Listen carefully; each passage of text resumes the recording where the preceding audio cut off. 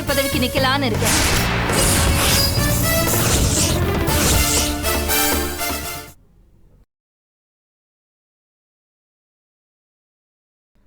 என் கூட ஆள் இல்லைன்னு இங்க இருக்கிற கூட்டத்தை வச்சு தயவு செஞ்சு சொல்லாதீங்க.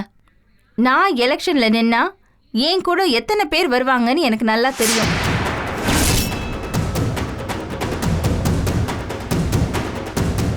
என் கணவர் நிக்க வேண்டிய இடத்துல இப்ப நான் நிக்க போறேன், அவ்வளவுதான். இங்க பாருமா, உங்க புருஷன் கொலை குற்றச்சாட்டு சாட்டப்பட்டிருக்காரு.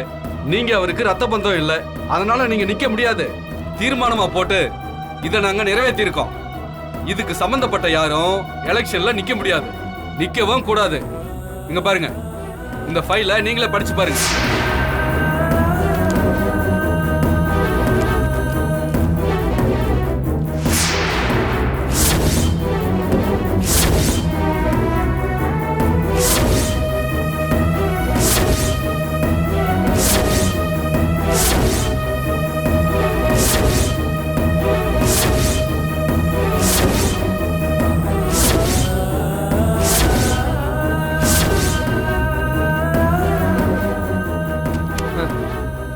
எல்லாம் சரியா இருக்கா?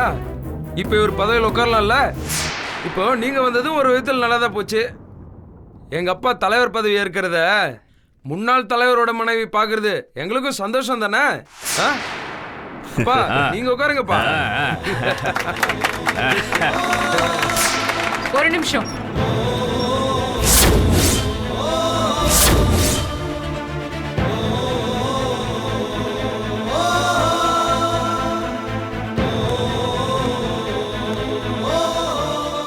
அவங்க முன்னாள் தலைவரோட மனைவி இல்ல, வர எலெக்ஷன்ல நிக்க போற வேட்பாளர். சட்டப்பூர்வமா நீங்க பிரச்சனை பண்ணுவீங்கன்னு தெரிஞ்சுதான் நான் கோர்ட் ஆர்டரோட வந்திருக்கேன். பாருங்க.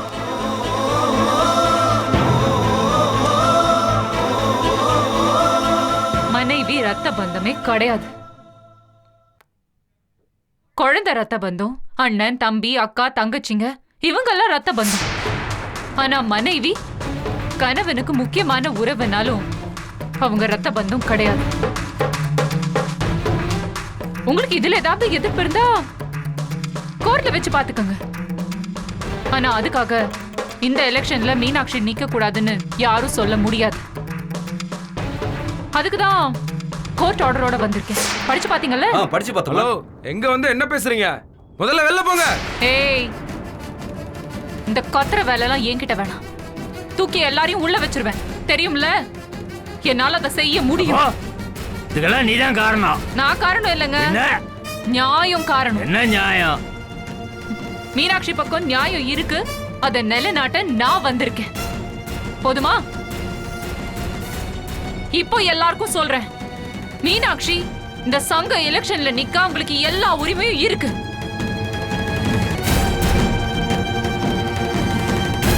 இதை யாரும் தடுக்க முடியாது.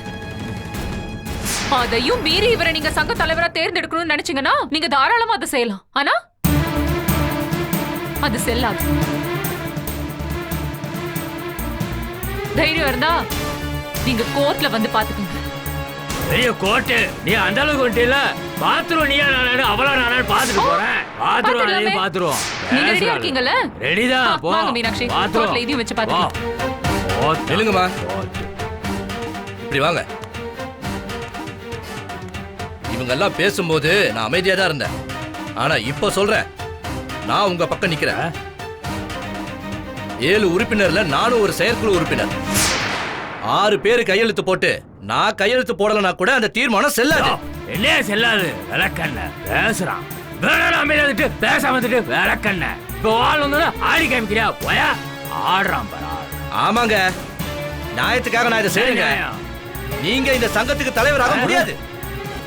இந்த நிலைமையில இந்த தீர்மானம் நிறைவேறாது. நான் இவங்க பக்கம் தான் நிக்கிறேன். மிஸ்டர் வீரமணி, வேணும்னா ஒண்ணு பண்றீங்களா? இந்த எலெக்ஷன்ல நிக்க எனக்கு பயமா இருக்கு. மீனாட்சி எதிர்த்து என்னால ஜெயிக்க முடியாது. அதனால தயவு செஞ்சு இந்த பதவி எனக்கு விட்டு கொடுக்கும்படி கெஞ்சி கேக்குறேன்னு ஒரு லெட்டர் எழுதி என்கிட்ட கொடுக்குறீங்களா? நான் வேணா உங்க சார்பா மீனாட்சி கிட்ட விட்டு கொடுக்க சொல்லி கேட்டு பாக்குறேன். ஏய், என்ன பேசுற நீ? எங்க அப்பா இவளை பார்த்து பயப்படுவாரு நினைச்சியா? ஆ? ஆமா, உங்களுக்கெல்லாம் பயம்தான். நியாயமா ஜெயிக்க முடியாதுன்னு பொய்யான ஒரு குற்றச்சாட்டை சொல்லி சிவஞானத்தை ஜெயிலுக்கு அனுப்பிட்டீங்க. சரி, அவர் வர 1 மாசம் ஆகும்னு தெரிஞ்ச உடனே ஏன் எலெக்ஷனை தள்ளி வைக்க வேண்டியதானே? எதுக்கா உங்களுக்கு அவசரமா பதவியில வந்து உட்காரணும்னு அவ்வளவு ஆசை? ஏன்னா பயம். சிவஞானம் வெளியில வந்துட்டா உங்களால ஜெயிக்க முடியாது, அந்த பயம். சீ, இதுல இவங்க குடும்பத்துல இருந்து யாரும் உங்க அப்பாவை எதிர்த்து நிக்க கூடாதுன்னு கேவலமான தீர்மானம். மண்ணாங்காட்டி, இதுக்கு பேரு பயம் இல்லாம வேற என்ன பேரு? சரிம்மா, உங்க அப்பாவுக்கு பயம் இல்ல, அப்படித்தானே? தைரியமா மீனாட்சி எதிர்த்து நிக்க சொல்லு. பொம்பளை எடுத்து நானெல்லாம் நிக்க முடியாது. நான் என்ன கேரப்பையலா? பொம்பளை எடுத்து நிக்கிறதுக்கு பொட்ட பிள்ளையில பொம்பளை பிள்ளை எடுத்து நிக்கணுமா? நான் இந்த பொம்பளை எடுத்து நிக்கணுமா? பொம்பளைனா அவ்வளவு கேவலம். சரிங்க, இப்ப நேருக்கு நேரா சவால் விட்டு சொல்றேன். நீங்க இந்த எலெக்ஷன்ல ஒரு பொம்பளை எதிர்த்து நின்னு ஜெயிச்சு காட்டியா, அப்ப நீ உண்மையான ஆம்பளை இந்த ஊரே ஒத்துக்கும். ஏய், என்ன பேசிட்டு இருக்க நீ? நீ யார் இதெல்லாம் பேச? உனக்கும் இந்த சங்கத்துக்கும் என்ன சம்பந்தம் இருக்கு? நீ என்ன சக உறுப்பினரா? நீங்க இந்த சங்கத்துல எப்ப மேடம் உறுப்பினரா? நீங்க எவ்வளவு நாள் ஆச்சு? ஒரு மாசம் இருக்குமா இவங்க உறுப்பினராகி? நீ, அந்த சரவண, எங்க அப்பா எல்லாரும் எதுக்கு உறுப்பினராக்குனீங்க? உங்களுக்கு ஓட்டு போடுவாங்க தானே? சங்க விதி என்ன சொல்லுது தெரியுமா? உனக்கு தெரியுமா தெரியாதா? ஒருத்தர் உறுப்பினரா சேர்த்தா குறைஞ்சபட்சம் 1 வருஷத்துக்கு அப்புறம் தான் அவங்க சங்க எலெக்ஷன்லயே ஓட்டு போட முடியும். இதெல்லாம் உனக்கு தெரியாதுல்ல? தெரியாம அப்படியே கிளம்பி வந்துட்ட உறுப்பினர். இதெல்லாம் நான் வெளியே எடுத்தேன்னு வைய, ஒருத்தர் பாக்கி இருக்க முடியாதீங்க, எல்லாரும் உள்ள கம்பிதான் எண்ணணும். இவங்க யாருங்க முதல்ல இந்த மீட்டிங் குள்ள விட்டது? டெம்பரரி மெம்பர் தானங்க, இவ்வளவு பேசிட்டு இருக்காங்க. உனக்குதான் ஓட்டு உரிமை கிடையாதுல்ல? இவ்வளவு தூரம் சொல்லிட்டு இருக்கேன்ல. நீ என்னமோ நடு ஆபீஸ்ல உட்கார்ந்துக்கிட்டு என்னமோ நீங்களாம் ராஜ குடும்பம் மாதிரியும் நாங்கெல்லாம் அடிமங்க மாதிரியும் கையை கட்டி நீ சொல்றதெல்லாம் கேட்டுட்டு இருப்பேன் நினைச்சியா? நீ கேட்டல எனக்கும் இந்த சங்கத்துக்கும் என்ன சம்பந்தம்னு? இந்த நியாயத்தெல்லாம் பேசணும்னா இந்த சங்கத்தோட உறுப்பினரா இருக்கணும்னு எந்த அவசியமும் இல்ல. ஒரு பொது மனுஷியா நியாயத்துக்காக யார் வேணாலும் எதை வேணாலும் பேசலாம். இப்ப சொல்றேன், மீனாட்சி இந்த எலெக்ஷன்ல சங்க தலைவர் பதவிக்கு போட்டி போட போறாங்க. தைரியம் இருக்கிறவங்க, நீங்க சொன்னீங்க பொம்பளை எதிர்த்து நின்னு ஜெயிச்சு காட்டுங்க. தைரியம் இல்லைன்னா போய மூட்டிட்டு பேசாம இருக்க, அப்புறம் பார்க்கலாம். வாங்க மீனாட்சி. ஏய் நில்லு, எங்க அப்பா நிப்பாரு. ஏய், என்னம்மா நீ கண்டாட கடையில எடுத்து நான் நிக்கணுமா?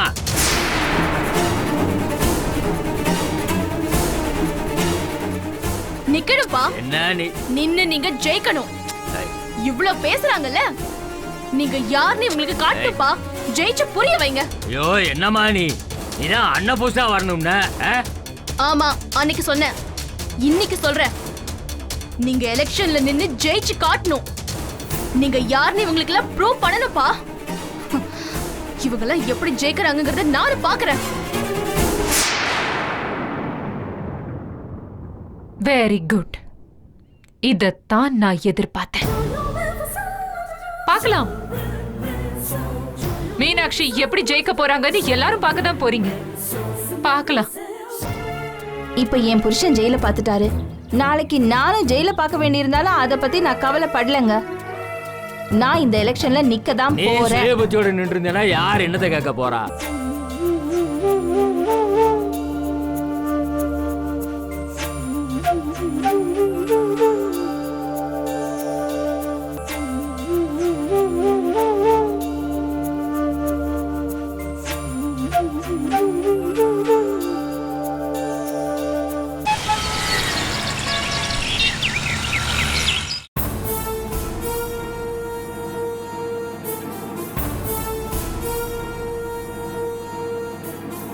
இப்ப இருக்கிற நிலைமைய வச்சு ஒரு தீர்மானத்தை நிறைவேற்றி இருக்கோம். இந்த எலெக்ஷனை வர மாசம் 15ஆம் தேதி நடத்துறதா நாங்க முடிவு பண்ணிருக்கோம். இந்த வீரமணியும் மீனாட்சியும் நேருக்கு நேரா மோத போறாங்க. இதுல யாருக்காவது மாறுபட்ட கருத்து இருக்கா? இதுல மாற்றுக்கிறதுக்கு என்னையா இருக்கு? அதான் வந்துட்டாங்களே கோட்டாரோட இந்த அம்மா வந்துட்டாங்களே, பின்ன என்னத்த? அதான் நிக்கணும்னு முடிவு பண்ணிட்டாங்கல்ல. நிக்கட்டும் நிக்கட்டும் நிக்கட்டும் பாத்துக்கிறோம். இதுல மற்ற உறுப்பினர்களுக்கு கருத்து வேறுபாடு எதுவும் இல்லையே?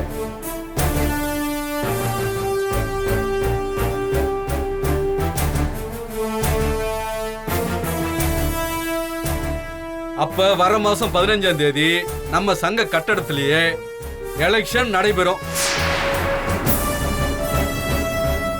அன்றே வாக்குகள் எண்ணப்பட்டு அப்பவே முடிவுகள் அறிவிக்கப்படும். அன்றைய தினமே புதிய தலைவர் பதவி ஏற்பாரு. இதுதாங்க தீர்மானம்.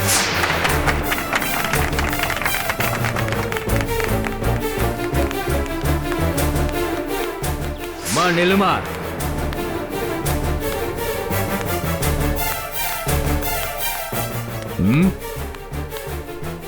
அப்போ சங்க எலெக்ஷன்ல நிக்கிறதா முடிவு பண்ணிட்ட. ரொம்ப கஷ்டப்படணும். ஆமா, என்ன கஷ்டப்படணும்? இதுக்கு மேல என்னங்க கஷ்டப்படணும் சொல்லுங்க. சம்பாதிச்ச சொத்தை எல்லாம் பிரிச்சு கொடுத்துட்டு எதுவுமே வேண்டான்னு ஒதுங்கி நிக்கிற மனுஷனை சதி பண்ணி நீங்க ஜெயிலுக்கு அனுப்பிட்டீங்க. யாரு சதி பண்ணா? பெரிய சதி பண்ணாங்களா? நீங்க சதி பண்ணீங்களா இல்லையான்னு கோர்ட்ல தெரிஞ்சிரும். இதுக்கு மேல எங்களுக்கு கஷ்டம்னு ஏதாவது இருக்க போதா என்ன? இங்க பாருங்க, அப்படியே வந்தாலும் நாங்க விடுறதா இல்ல. இப்ப என் புருஷன் ஜெயில பாத்துட்டாரு. நாளைக்கு நானும் ஜெயில பார்க்க வேண்டியிருந்தாலும் அதை பத்தி நான் கவலைப்படலங்க. நான் இந்த எலெக்ஷன்ல நிக்க தான் போறேன். சுயபுத்தியோட நின்று இருந்தேன்னா யார் என்னத்தை கேட்க போறா? சொல்புத்தி கேட்டு பண்ற. இந்த பொண்ணு பாண்டு தூண்டி விடுறா உன்ன. நிக்கிற நீ ஓ. ஆமாங்க, தூண்டி தான் விட்டாங்க. நல்ல விஷயங்களுக்கு தூண்டி விடுறத பத்தி எந்த தப்பும் கிடையாது. கெட்ட விஷயத்துக்கு தான் தூண்டி விடக்கூடாது. ஆமா, எங்க குடும்பத்தை பிரிக்கணும்னு எவ்வளவு பேரை நீங்க தூண்டி விட்டுருப்பீங்க. அதனால தானங்க எங்க குடும்பம் இந்த நிலைமையில நிக்குது. ஏங்க, தோ இங்க நிக்கிறாளே எங்க வீட்டுக்கு குலவிளக்கா வந்த உங்க பொண்ணு. ஆமா, உங்க பொண்ணு வாழ மாட்டேன்னு சொல்லிட்டு தானங்க வந்தா. இப்ப எப்படிங்க திரும்பி உள்ள வந்தா? என்ன பாசத்தோடையா? ஆமா, உங்க மருமக எங்க? அதோ தம்பி, வாங்க ஒரு நிமிஷம் வாங்க.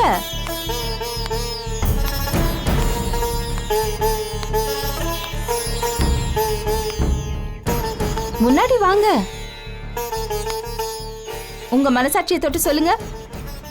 உங்க பொண்டாட்டி உங்க மேல உள்ள பிரியத்தினாலதான் உங்க கூட சேர்ந்து வாழ வந்திருக்காளா?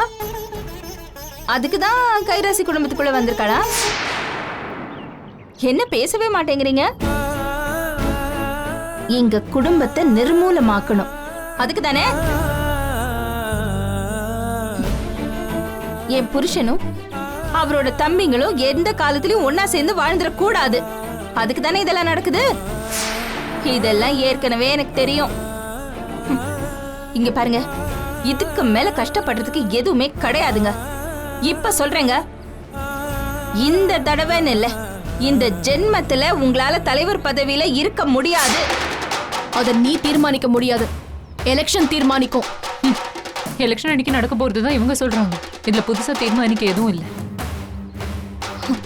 பானு, இந்த வீட்டு மருமகளா வாழ விருப்பம் இல்லைன்னு சொல்லி ஓடிட்டு இப்ப குடும்பத்துக்கு எடுக்கிற மாதிரி எல்லாத்தையும் பேசக்கூடாது. குடும்பத்தை நான் கெடுக்கிறேன்னா நீ கெடுக்கிறியான்னு எல்லாருக்கும் நல்லா தெரியும்.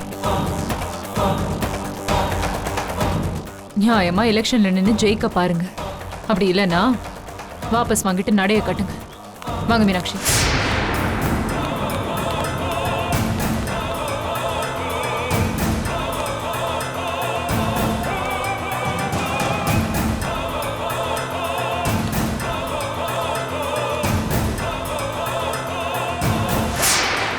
பாத்தீங்களா, சவால் விட்டு போறா பாரு.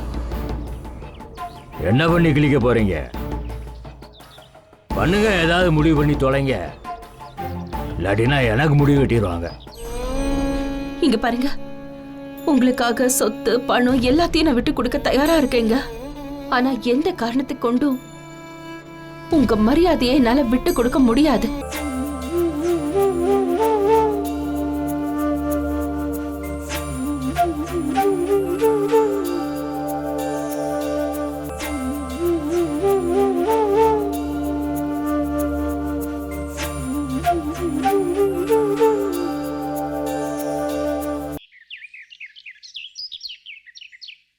போச்சுப்பா, எல்லாம் போச்சு.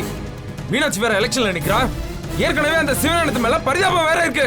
அந்த பரிதாபம் எல்லாம் மீனாட்சி மேல ஓட்டா விழுந்துரும். ஏன் அப்பா ஜெயிக்க முடியாதா? நாம ஆசைப்படலாம், ஆனா அதெல்லாம் நடக்கணும்ல.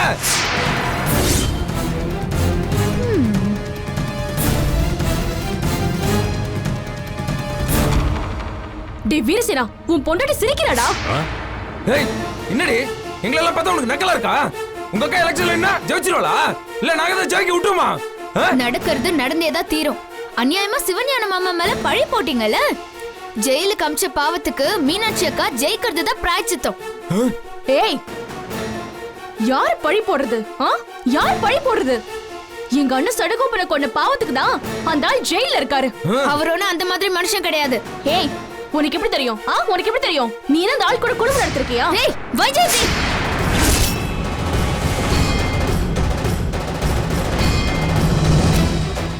ஏய், டா, இங்க நின்னு கத்திட்டு இருந்தேனா உடமாக்கிறோம் பாத்துக்கோ. போவுல போவுல சின்ன கழுத. நியாயம் பேசுறான், நியாயம்.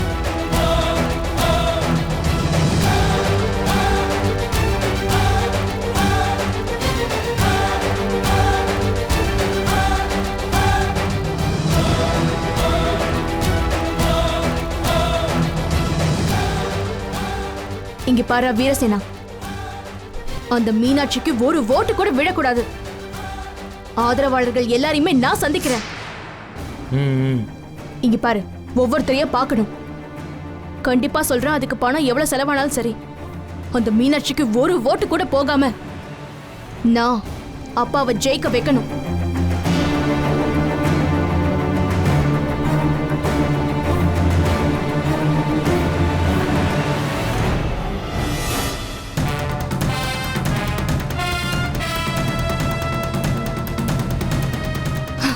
மீனாட்சியோ வேற யாரா இருந்தாலும் எனக்கு கவலை இல்ல. ஜெயிக்கணும், ஜெயிக்க வைக்கணும். இது நடக்கணும், நடக்காம விடக்கூடாது.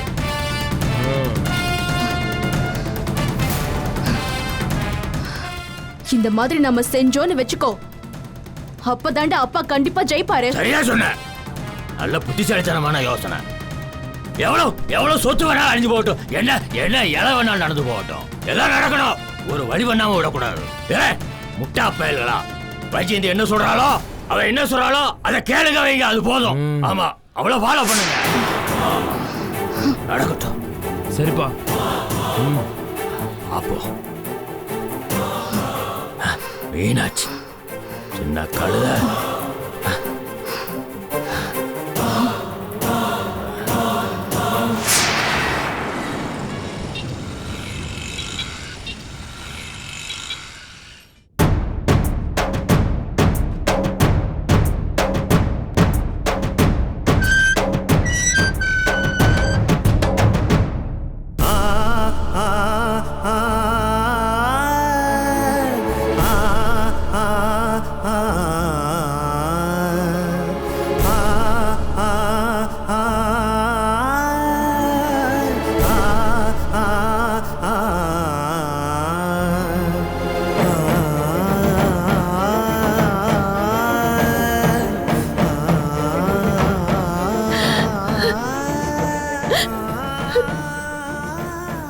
எப்படிங்க இருக்கீங்க? நல்லா இருக்கேன். நீ? எனக்கு என்ன,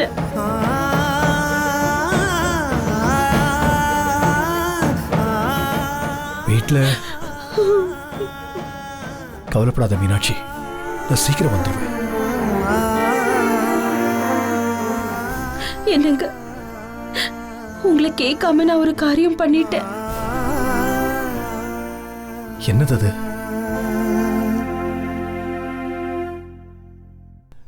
சங்க தேர்தல்ல அந்த வீரமணி எதிர்த்து நான் நிக்கிறேன்.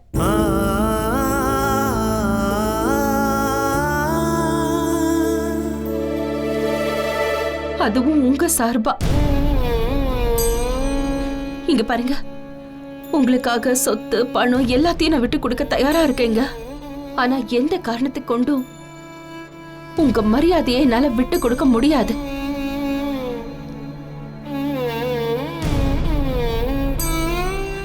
அதை காப்பாத்தணும்னு முடிவு பண்ணி தான் நான் இப்ப நிக்கிறேன். நான் நிக்கலைங்க, நீங்க நிக்கிறீங்க.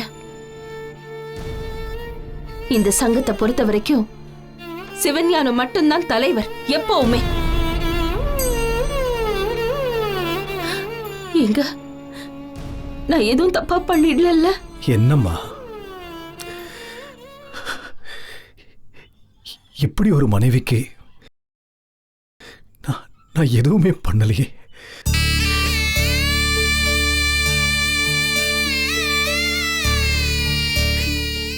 என்ன நம்பி வந்த உனக்கு ஒரு வாரிசு இல்லை,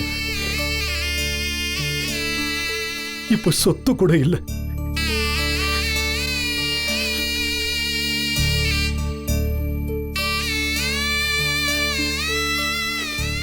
இப்போ நான் கூட இல்லை.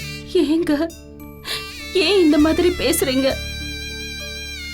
இங்க பாருங்க, நீங்க எப்படியும் சீக்கிரம் வெளியில வந்துருவீங்க. திரும்பவும் கம்பீரமா நீங்க தான் அந்த பதவியில உட்காருவீங்க.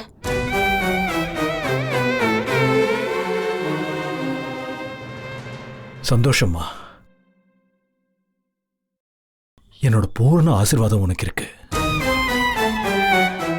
போயிட்டு வாமா, வெற்றி உனக்கு தான்.